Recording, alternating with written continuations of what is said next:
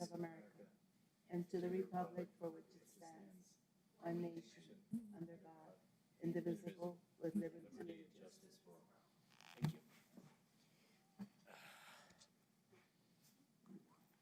May I have roll call and determination of quorum, please? Certainly. Olga Nunez.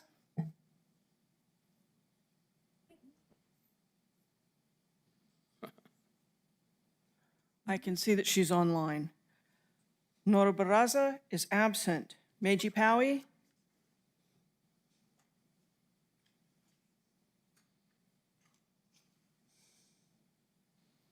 I can see she's online, but I can't hear her. Yvonne Flores, absent. Lynn Ellens. Here. Diana Murillo. Present. Robert Martinez is absent. You have a quorum. Thank you, ma'am. May I have a motion for approval of agenda order, please?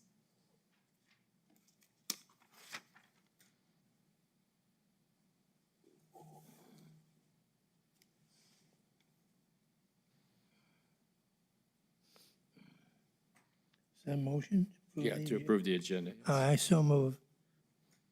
I second.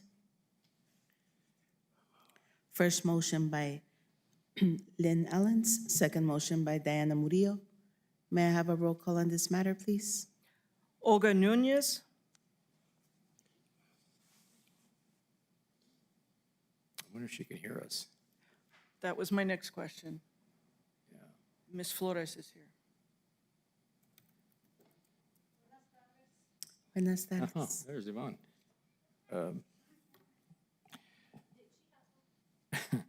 Ms. Powie, Meiji, Trustee Powie, can you hear us?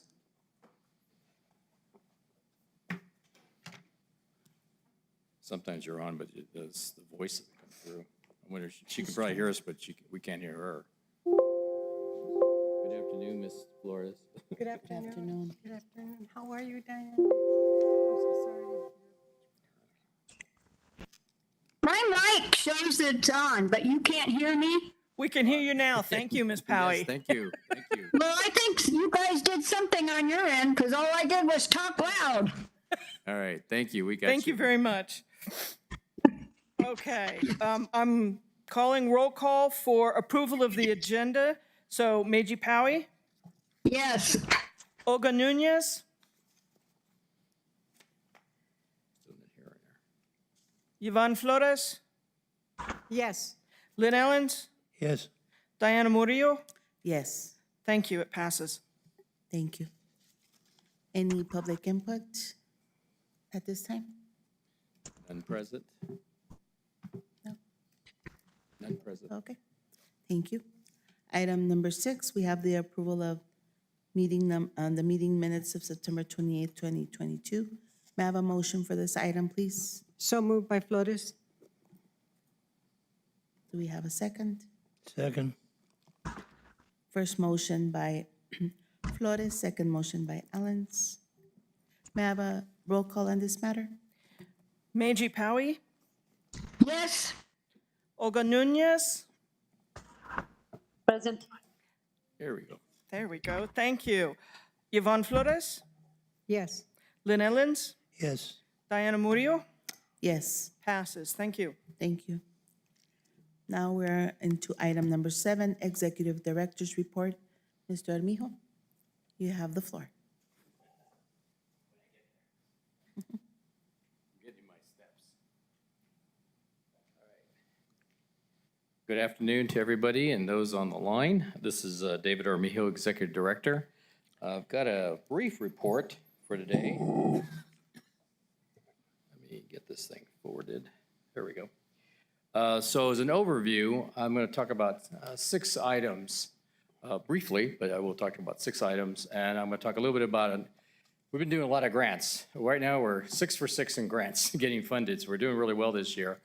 And we just got an amendment to our transportation grant for the state, which actually went up. So that's close to 1.7 million, so we're doing very well there. We started years ago with a $250,000 grant, so we really come a long ways. Then I want to talk about these New Mexico DOT grants that I talked about in the last couple of board meetings. Those came out of the El Paso MPO. However, there was discussion and I'll get in that presentation with the states, the two MPOs. And I'll go into how we came about leading that with the state of New Mexico. I think that's a good thing overall. The third one had discussions as early as this morning, so this was kind of amended to what I'm going to present. But we have seen some advances in our bus procurements as I've laid out. Some of those bus procurements are more than 2 years old, and there's some cost implications, and I'll go into that. The third one, or the fourth one on the bottom, is our Section 65307. That's the urban grant. It's $696,000 annually. That's the money we're getting out of Sun Metro. That's the grant that's been moving very, very slowly through the process of working with the El Paso MPO. We finally got a side letter agreement. All that's been worked out. But then we have to go before the FTA Regional as a direct recipient. And even though we've been a grantee for more than 6 years, we have to start like it's brand new. Brand new. We have to prove ourselves. It's like being 16 years old again and getting your driver's license and so on and so forth, going out and passing the test. So we've had to submit every document under the sun. In fact, the grant application process is 303 pages long, just to give you an idea. And the grant documents are well over 30 grant documents. So we've got them all in. We had a great meeting on Friday. So I'll talk a little more about that. We had some good news on close out some grants. So some of the money that's been sitting out there, we're finally forwarded that, and it's made its way into our budget, which is good news. And then the last one is we start working with our contractee, we're releasing our property, and now we're looking at using one of the grants that we got, the $3 million on the 5339 grant, which we could start looking at using that to buy the property. And of course, that's not what it's going to cost, but we'll have those discussions. So I'll get into that in the next few minutes. So the first one is the MPO. So the MPO has a call for projects for 3 fiscal years. They put the call for projects out. We submitted. We were the only one to submit, and we did all of it in 1 year, which was great. We got $1 million plus. They decided that left them a surplus of $900,000 plus another $1.9 million a year. So really, it's quite a bit more than that. In the last week or so, the last couple of board meetings, the policy board met last Friday. So they just released the next call for projects. So we got about 30 days or less to come back. And I did talk to the Department of Transportation, Highway Department, and I said, well, what do you recommend for me? Do you think we should apply again? Because, you know, we qualify. And they said we would be crazy not to. So we got 2 fiscal years. We've got a plan to work with. I'll certainly come back to the board with that in the next 2 months. But we'll look at pretty much doing what we've been doing. But the good news is that's out. That's 2024, 2025. It doesn't affect our budget right now. So we can look at do that. I'm thinking of doing 1 bus per year. I'll have those conversations with the MPO and see whether or not there's another project out there. I'm sure by now the highway department's got to have something that they want to do. My plan would be to replace the Gillig buses that they're not ready to replace, but they're hybrids, and move those elsewhere into the districts, maybe up in the north, because they have such a large range. They're the diesel hybrid, and they get 620 miles in a range, so they can actually go 2 days without being fueled. And then the electric buses, if I go for more electric buses, I can get those buses. It would help El Paso County, and by extension, the southern district of Anthony, Chaparral, and Sunland Park that are in the El Paso urban area, because it's New Mexico money, New Mexico CMAQ money, and because those are electric buses, that would help with their air quality issues. So the likelihood is I wouldn't go for a lot. I mean, we could go for more. I don't think we want to do that, but because we still have to come up with local match and so on. There's other costs. But I think if we put a couple more in and we could get a couple more in the out years, I think that would be good for us. So we're looking at that, and I'll have more information as that goes. But it's a nice opportunity. We should take advantage of it. New Mexico DOT program's funny. You know, you never know what's going to happen to you. So we get a little bit of money from the Mesilla MPO, which I mentioned to you before. It's only $49,006. But it's also urban funds we've never received before. And then we have those 2 big grants that came in. And so then the question came out, well, do they show up in Texas under their state transportation plan, or they show up in New Mexico? Well, I wrote the grants, and I wrote them specifically to be under the auspices of New Mexico DOT, because my feeling is the money is for our region. It's New Mexico money. It should sit in New Mexico planning area. Why we would let it go to Texas? You would think that would be an easy conversation, but apparently it's unprecedented. So we had meetings and discussions, and so the Federal Transit Administration sat in those meetings and they finally came to the conclusion, well, it's really your call. So we followed the grant. The grant says New Mexico. So the state of New Mexico will actually submit those and they'll amend the state transportation plan to include the two grants, the $2.5 million NOLO grant for electric buses and the $3 million that's 5339 capital grant that could be used for the facility purchase as well as electric buses. So that increases the state's transportation plan by $5.5 million, essentially. Now, that's going to go up again, too, because now we just got a grant last Friday on the CMAQ for $1 million. And that's for 3 mid-sized vehicles, and those would be used for our purple and silver line. I have that coming up in a minute. All this is paper shuffling again, but I think in the end of the day, when people start looking back at programs and where the growth is, this speaks and bodes well for New Mexico. And it's New Mexico money. So there we go. Now, yes. Thank you. Thank you, Madam Chair, and thank you, David. Before we leave this page, because it'll leave my brain, so did all the funds come to New Mexico? I mean, They will come to New ultimately- Mexico. So ultimately? electronically, there's a program called TAMS, and I don't even know what that means anymore, transportation something. So the state of New Mexico, because we're a sub-grantee, so the state, the people up in Santa Fe, they key it in. So they'll take those numbers from Texas and they'll swap them out, and then they'll pop them in and they'll put them in there. So then NMDOT will be distributing to, or it's in partnership with SCRTD? Yeah, So, it's our money, for It's our for our money. purposes, but they're the ones who will manage it. We're a grantee to them. So we work through them, we get audited by them, we do all the other stuff. The difference is, we're not in Texas doing this. We're in Right. New Mexico doing it, and it's New Mexico money. The color of the money is New Mexico. This is happening because, thank and you. for those that don't attend the El Paso MPO meetings, this is happening because there was nobody else to submit a project in New Mexico. So Sun Metro, on behalf of Sunland Park through their agreement, was doing this every year and getting money for buses and other things for 8 years. And so now that changed 2 years ago when we stepped up and said, no, money should come here. It'll add up as years go by. Just the annual money is roughly $7 million over 10 years. And then you start adding these other grants we're getting, that's already now over $6.5 million. So we're looking at $13.5 million over the next 7, 8 years. That's a lot of money that normally would have gone into Texas. And that's going to be irrespective of having to apply for more grants or go through more hoops? Oh, we'll still have to do We that. still have to, The only one I think we can count on is the $696,000, which will go up as time goes by. And one of the reasons it goes up is based on our ridership, it's based on population, and both of those are going up. yes. Thank you. How many meetings did you attend? You said that they, To do this, to do this. we had a couple of conference calls. We had a lot of this individual calls, 3, 4 if you count the one that I was in El Paso. I was actually part of their audit, their annual audit they do with transportation, all that. That was another breaking thing because they never had anyone there from transit from New Mexico, even though it was Texas and New Mexico, but nobody.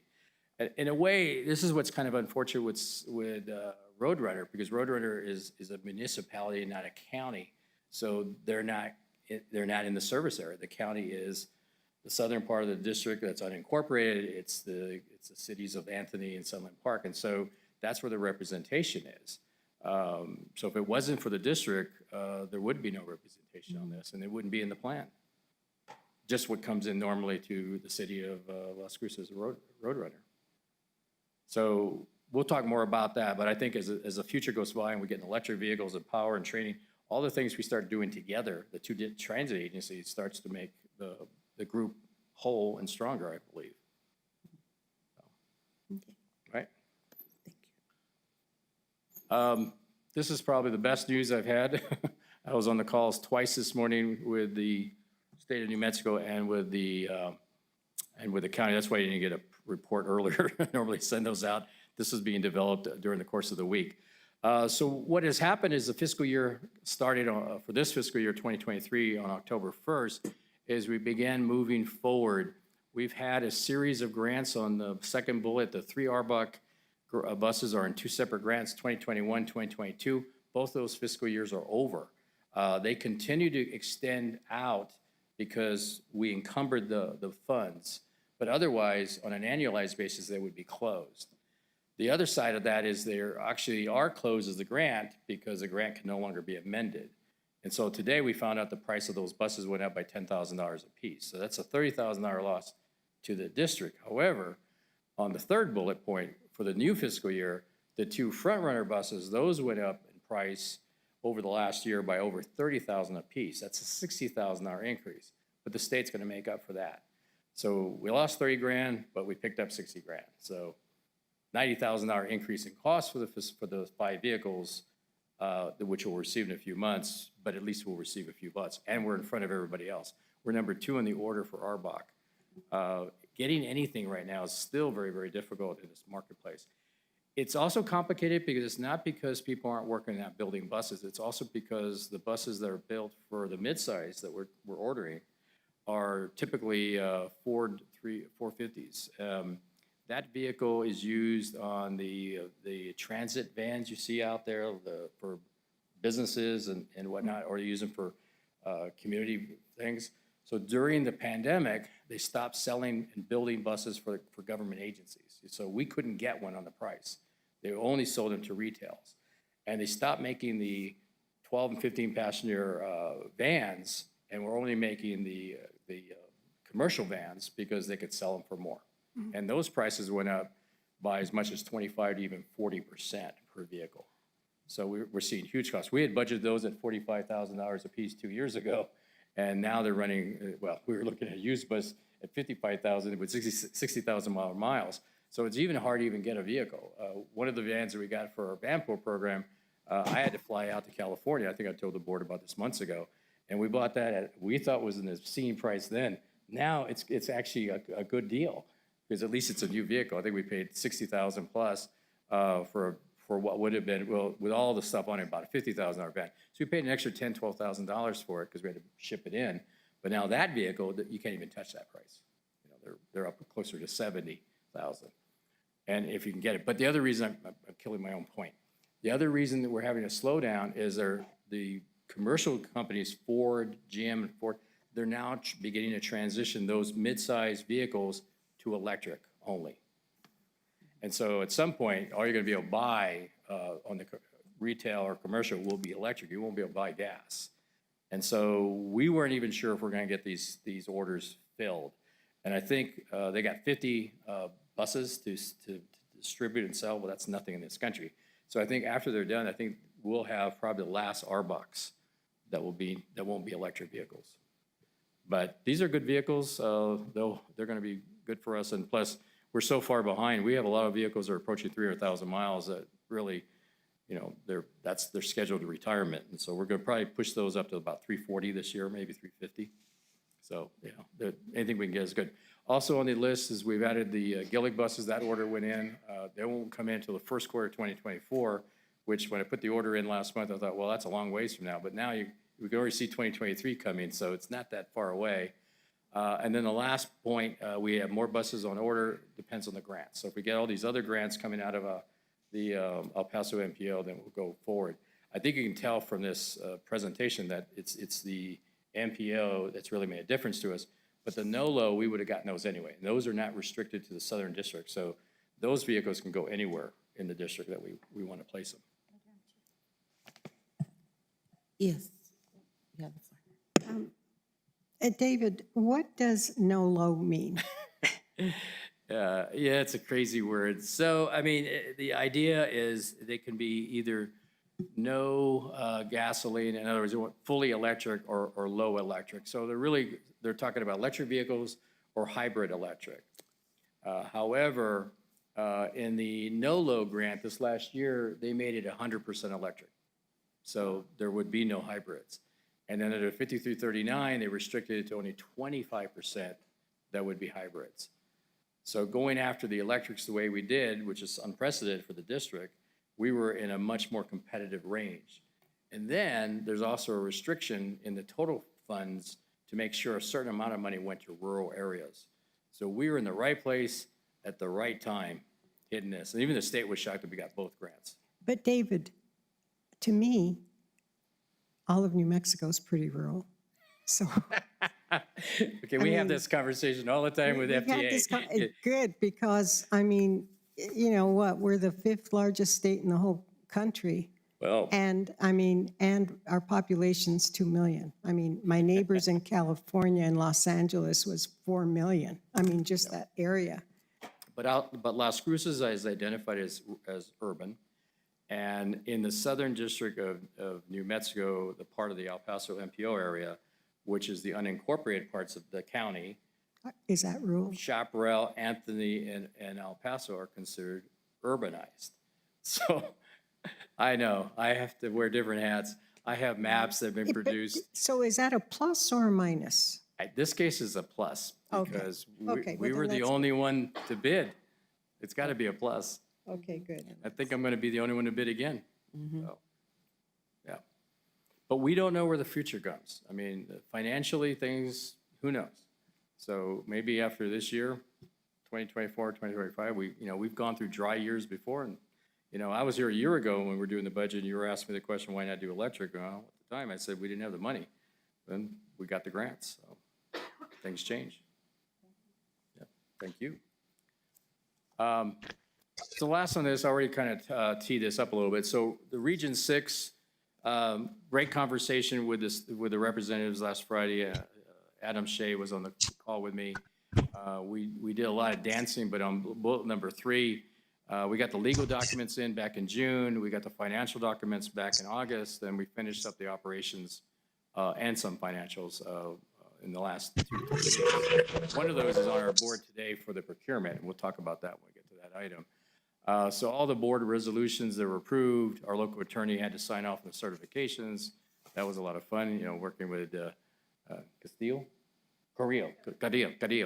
Yeah, we're educating him. He's going to become a transit lawyer when he's done, because we have a lawyer in DC, and she could sign all this, but legally it has to be by our district or local attorney and certified in New Mexico. So we're fine with it. Staffs work very closely with his legal staff. I think things are moving along. They're very slow, but we're moving a little bit better. But we have all that. And by coincidence, the FDA administrator, Gail Lisi, who I've known for a number of years, just got promoted 2 years ago with the Biden administration. She's in town to meet with some folks in Sun Metro and Roadrunner. So she asked to meet me as well. So we're all getting together to talk. So we'll see how that goes. So hopefully she'll bring us some good news. We're really hoping we can get this grant approved in the next 30 days, finalized. Grant closeouts.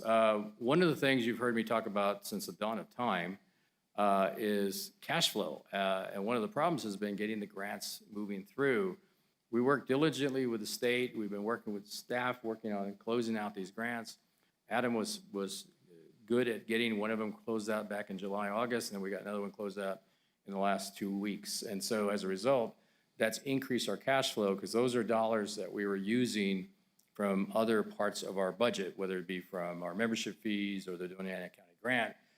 So now those monies come in, so that kind of helps us with those dollars and with the match. And so our hope would be to use those free dollars up to match some of those capital grants. So that's where we go in the future. So we're not sitting on 30 grand anymore. I'm looking at our treasurer, because she knows how tough those days were. But yeah, we do have some money. Now, we also have in the El Paso 5307 grant I just mentioned. So we got that in the program year. That exists in the program year plus 5 years. So we've got 6 years essentially to draw it down. But the first year is gone. So we got 5 years now. However, because we've been working with the FTA and we've been working with Sun Metro, we identified where the funds would go, and we did an amendment to that a few months ago, which means that any money that would be qualified from October 1st of 2020 21 would qualify. And one example is anything that's maintenance. So all the leasing costs that we're spending on the facility would be reimbursable, and we will submit that as one of our first billings to the regional office. So that can generate a good 30,000 or more back to us. So we're looking for those fees, some of the other things on fuel, tires, any kind of maintenance will be helpful to us. So that should generate some additional funds. And all those monies would then go into what we would really start referring to as our reserve, because we've already expended those funds through other sources. We're being very cautious not to double down on our grants. So we keep the money, and that's why, remember, we brought the books. You can see what's in Anthony, you can see what's in Sunland Park, and that's where we separated that. So when Adam gets audited, he's working through it, he's got a separate set of, well, the same books, but he's got them broken out in such a way that you can show that, okay, here's where the money's going. So this should help us in the near future as we get, we'll start to build that up. It'll also free up some money for us as we start programming funds for next year if we want to, and we get those additional vehicles, we want to go up to Cerro County. So that's kind of what I've been waiting for, us get to this point. So right now it's a combination of getting the money flowing in and eventually getting those buses. When will be your time frame, do you think, for it to go up north? Based on the conversations I had this morning, I think we'll start seeing the first buses in the second quarter, so somewhere between April and June. We'll continue to get buses over the summer. So if we're looking at the next fiscal year, let's start in July or maybe October, we'd probably be in pretty good position to do something. And I think as we get a little closer, then we can start looking at what that route might be and then have further discussions with the folks up there. Short of that, we have a van available, and as I mentioned to Ms. Powell, who's on the line right now, if we were able to get a group formed, we could do a van pool program from Cerro County into. So, okay, I have a question. If you're looking at a van pool program, okay, how many days would it be? Because I'm still trying to get some interest from our cancer support group. Yeah. So I think the simple answer to that is it can be up to 5 days a week. It could be a vehicle, a 15-passenger van, or we do have a smaller one that we could use as well. But it could be used once a week. It could be used several days a week. We would program it so that the capital cost is paid for by us. We're not going to charge that into the fees. But we would look at some kind of a fee on a monthly basis by the riders to pick up some of the, let's say, the fuel costs, some of the simple operational costs. Well, now I know that the cancer group does pay the people that take the clients, it pays for their gas. Right. Right, so they would just ship that over to us. I mean, there need to be something in there for some kind of recovery. I mean, we could do this more or less as a pilot to get it started, and then we can work the math from there. You know, you said one thing before, though. The driver would have to be your driver, correct? No, it could be one of the group that could do it. Okay. Yeah, Do they have to have a CDL license? Nope, they're not required. Our insurance will cover them. We'll cover the vehicle. Okay. So that's the whole idea. It's a pilot. We're picking up the lion's share of the cost. What we want to do is see what we can find that can come. But we're also looking at the southern part of the county. We're trying to get another van in. We've got, a big one and a little one. So we've got some latitude here. And based on the conversation I had this morning, looks like I'll probably get another van worked out. So should get that fixed. So yeah, it's a great opportunity. So I know Christina reached out to you. If you could, either call Christina or myself, let us work on that, see what we can do. Okay. Thank you. Perfect, thank you. So at any rate, obviously, I'm going to get into the finance here in a minute. We'll go through that, the first quarter. I think once we get to the second quarter, a lot of these other things are going to be updated again. So, I'd like to say all good news before the end of the year. I'm wearing black because we're in the black, and, life is good. All right, that's the end of my questions. That's the Arbach bus. Remember, once upon a time, we saw that bus. So it's about a 24, 25 passenger bus. I think it carries 18 to 20 passengers in it. and no wheelchair because it's got a ramp, which is great. It's either 18 or 20. It's been so long since I looked at that. Which is pretty much the average of our mid-sized buses now, 18 to 20. Okay. Well, thank you so much. We'll move on to the financial report. Thank you. I think that's the next item. Next item is discussion approval of first quarter financials.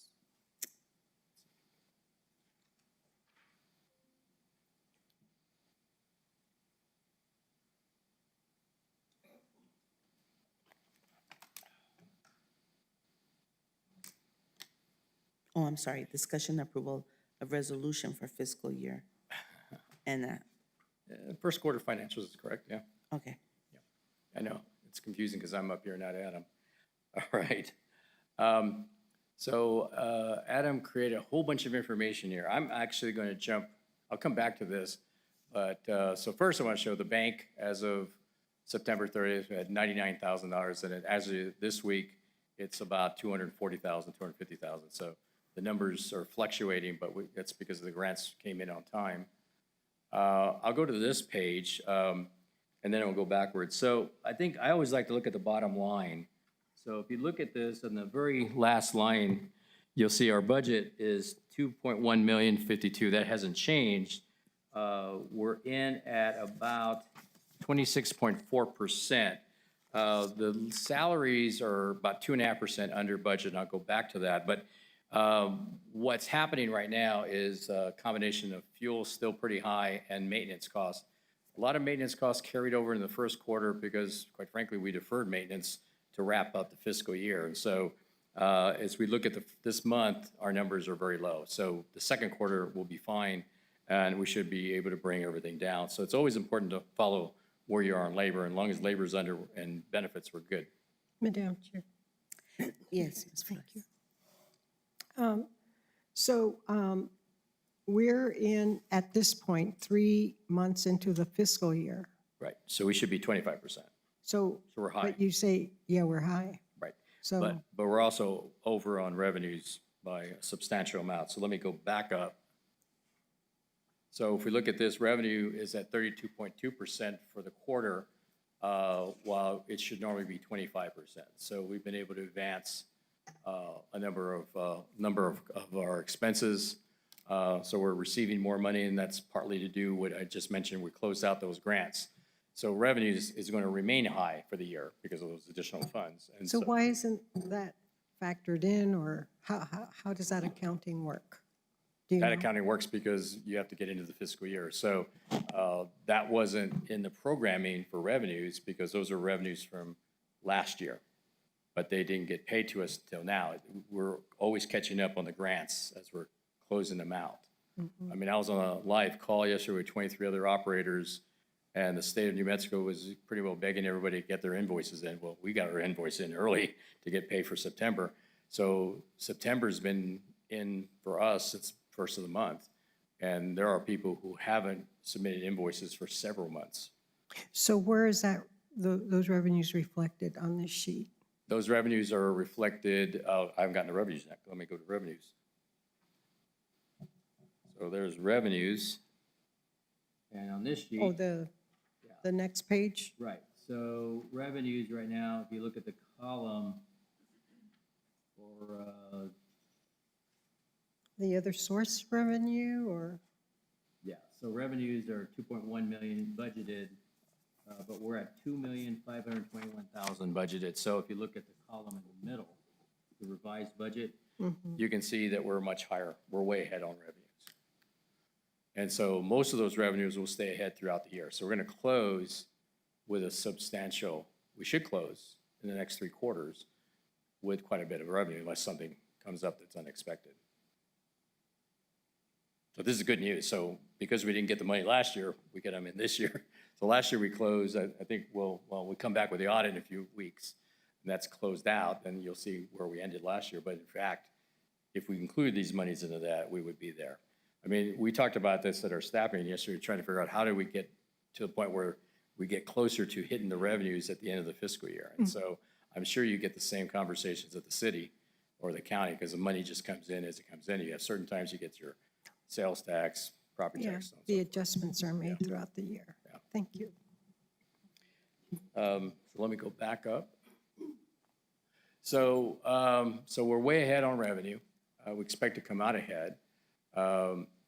Personnel is at 22.5%, doesn't show on this line, but our expenditures are 26. So we know our expenditures are a little bit high, and you can see that where those are coming from is in the maintenance, which is the 138, and then the operating expenses 59. So we're a little bit above normal there. Capital appropriations, we haven't really gotten anything, so that's about where it should be on that end. So there you go. And then Madam Chair, may I ask a question? May I ask a question? Yes. Thank you. David, so in speaking of capital appropriations, do you go to the state for that? Or just the feds or? the state, because we're a sub-grant recipient. Counselor, we're a sub-grant recipient, so all of our invoices are through the state of New Mexico. That's where we get the flow of money. When we finally get the El Paso money, going with the section, Five. region section 6, whatever FTA, then that money will go through as a direct recipient through them. So we'll have those two things coming in, two different groups getting funded. Otherwise, our funding then would come locally through the county agreement that we have with the county, where we have monthly invoices, and I do reports with them every month. So those three. Thank you. And quite frankly, the county is our best payment. They get it done very quickly. Unless there's any other questions, that's really the end of my report. So I think the summation is we're a little bit high for the quarter, but we're well over on revenues, which is good news, but of course, we want to balance our budget. I think we'll look at that when we come in on the second quarter, which will be January through December. I would expect that the maintenance and overhead, those costs will come down, and we should be under budget there. Adam will obviously be able to make a more detailed report. So the one thing to keep track of right now is our labor, and we're doing pretty well with that. We're under budget. Okay. I also expect revenues will then go up again, because if we're able to get revenues from the regional thing, then that's going to be a new flow of money in. So we're going to have to track this. One of the things we're going to have to do a little bit better is how we track the capital in this process. Because right now, if you look at the capital budget, we're about $5 million over in the program because of those grants. That's good news, but we know we're not going to draw those until next year. So I've had discussions about whether or not we should do a 2-year grant budget, where we get the budget approved for year 1, and then year 2 is kind of a, I don't want to say a what if, but it gives you a target. If we had that, then that will allow us a little more time to drop the money in for the capital. You wouldn't see all the capital in this fiscal year, you'd see it in the second year. So we can talk more about that in an upcoming meeting. I may have a discussion with some of the other agencies and see, because this is new for us, and so, you know, how can we best show the money? Okay. Any other questions? Any questions or comments from the, I guess this is for approval? for approval? Yeah. May I have a motion We're sending this in the DFA. for a resolution approving the South Central Regional Transit District fiscal year and assets for fiscal year 2022? So moved. Beachy Powie, I'll second. First motion by Ms. Flores, second motion by Marjorie. May I have a roll call on this matter, please? Yes, ma'am. Olga Nunez, Aye. Meiji Powie, Yes. Yvonne Flores, Yes. Lynn Ellens, Yes. Diana Murillo. Yes, Thank you, it passes. thank you. Item number 9, we have discussion and approval of the first quarter financials. We discussed that, didn't we? Yes, we did. So the next one is the amendment, I think. On the amendment, okay. But we still need to do approval on this, on number 9. Okay. May I have a motion for the approval of the first quarter financials, please? So moved by Flores. Second by Meiji Powie. Okay. So first motion by Ms. Flores, second motion by Ms. Powie. May I have a roll call on this matter? Olga Nunez,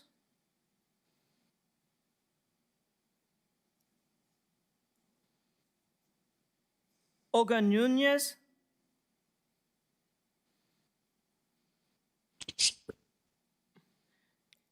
Meiji Powie, Yes.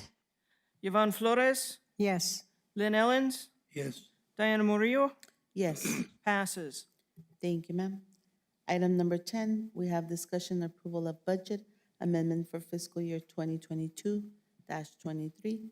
Mr. Armijo, you have the floor. Yes, thank you. So, I already kind of mixed and matched this when I did the first quarter. So as we get through the first quarter, we had come twice with 2 amendments to revenues because of the grants.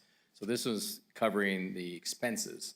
And so I went through some of those already. So what we did was we moved a little bit of money around where we thought we were coming in a little bit higher than normal. And that's what this seeks to do. So on this one,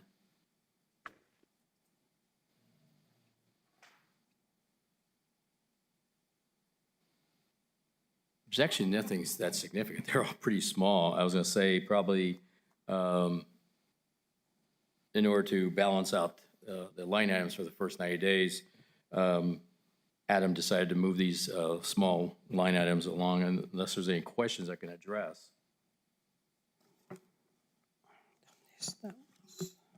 I think part of this is also like the unemployment. We talked about that during the first quarter because we had overbilled, so he already has the bill for the year, so that's why he took out those 10,000. And he did the same thing out of the labor because we're so under, so he moved $20,000 over that. And then the other thing was he moved money under the SBLB zero emission because that's actually under the capital, which it really is a planning grant. We'll have to fix that, but it doesn't need to belong here. So he had moved money over for that in previous times, and so that 5,000 was moved out. So that's where he made some of those adjustments. Okay. Any discussion from the board? Any questions? I see and hear none. Yeah, it's all kind of minor maintenance. Okay. May I have a motion for this item, please? So moved. Second by Flores. First motion by Mr. Allen, second motion by Ms. Flores. May I have a roll call on this matter, please? Olga Nunez, Meiji Powie, Yes. Yvonne Flores, Yes. Lynn Ellens, Yes. Diana Murillo, Yes. motion passes. Thank you, ma'am. Item number 11, we have discussion and approval of the procurement manual 2022. Mr. Armijo, you have the floor. Yes, thank you. I'm actually kind of excited by this item. You know, there are very few things where we get a gift. So the state of New Mexico gave us a gift. They gave us this nice manual. And the only thing I had to do was go in and make a few name changes and whatnot. Why is this a great gift? Well, to my right is Sarah Vasquez, who's gone through the process of getting certified as a chief procurement officer. Well, the challenge in New Mexico to be relative to the grants is that we use federal funds. So the federal government wants us to follow the federal process, which sometimes supersedes the state process. I went and got a chief procurement registration myself, and there's a small provision, I think they had the training for 10 minutes, but they basically said, by the way, if it's federal funds, it's exempt from the state. So what this manual does is it basically puts into context what we should be using for the state of New Mexico. So both the New Mexico DOT wants us to use it. That's why it was developed by one of the grantees. And that's good. It also has the forms, a lot of different things that, you know, Sarah can just pull from and use. So we like that fact. The other reason it's here today is without it, we can't get funded from the regional office. You know, it's on the checklist. So, you know, and I had this document for many, many months, but we had so many other things going on, we just hadn't used it. Most of our procurements do come from the state. We use a lot of state contractors, so the procurement's already been done. So this is kind of simplifies that. We've had a few procurements along the way, and so it's in our best interest to have it, and it's a great training tool. So This is one of the rare opportunities I bring to the board, asking for your approval because I need it to get funded, but also because it's actually very helpful to staff. Yeah, approval because it's mandatory. It's needed. We're going to, no, don't do it. Yeah, it's a fully loaded gun. Any further discussion? that's all I Any have. questions? So David, Yes, you said that you now have a certified procurement officer, is that correct? She's done all the steps? I think we have two. I think both Sarah and Adam are both certified. Okay, I let my certification expire. I have two. I don't need to do it. So, And that expires every 2 years, every is that 2 years. correct? Okay. Any further discussion, any questions from the board? I see and hear none. May I have a motion for this item, please? So moved. Second by Flores. First motion by Mr. Allens, second motion by Ms. Flores. May I have a roll call on this matter, please? Olga Nunez. Meiji Powie. yes, Yvonne Flores. Yes. Lynn Ellens. Yes. Diana Murillo. Yes, Motion passes. thank you, ma'am. Item number 12, we have board comments. Any comments from any of the board members at this time? Madam Chair, Yes, Ms. Flores, do you have the floor? I just want to thank David Armijo for all the work, as well as Sara Vasquez and Cristina Gamboa, who really make all of this possible. And so thank you very much. And thank you, David, and I wish you continued success. We're having a good year. Yes, thank you very much. Thank you, Madam Chair. Thank you. Appreciate that. Any other comments from any other members? I see and hear none. We have item number 13. We have the next meeting for December 28th of 2022, and district is dark in November. Okay? Well, we're not coming in November.